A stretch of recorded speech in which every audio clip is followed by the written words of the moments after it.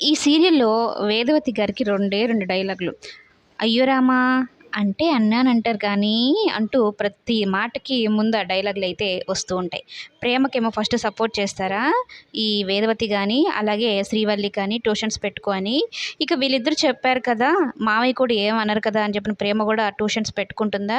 కానీ ఇప్పుడు లాస్ట్‌కొచ్చి ఏం చెప్తారంటే, మీ మామయ్య చెప్పేది కూడా మీ మంచి కోసమే కదా!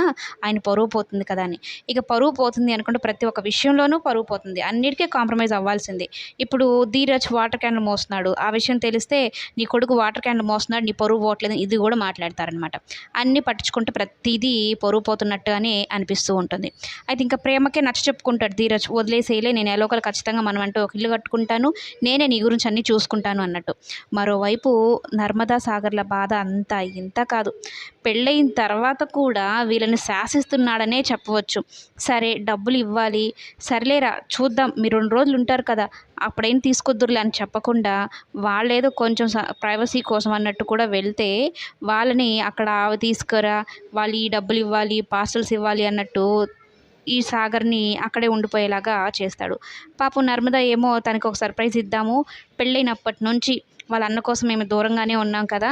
ఇకనైనా మేమిద్దరం సంతోషంగా ఉందాము, లైఫ్‌ని షేర్ చేసుకుందాము అని నర్మద ఆశపడితే, నర్మద ఆశ కాస్త నిరాశ అయిపోతుందనమాట.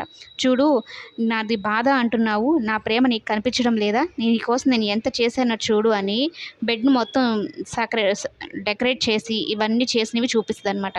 కానీ ఏం చేస్తాడు సాగర్‌ని కూడా అర్థం చేసుకోవాలి. వాళ్ళ నాన్న మాట కాదనలేడు. అలా అని నర్మదాని బాధ పెట్టలేడు. తన చేతుల్లోనే లేకుండా అయిపోతుందనమాట తన జీవితం.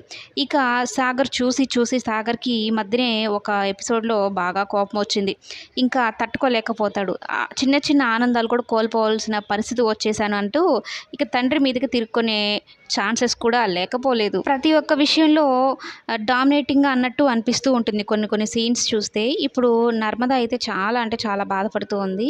ఇద్దరి మధ్య దూరం అయితే విపరీతంగా పెరిగిందనే చెప్పవచ్చు మరి.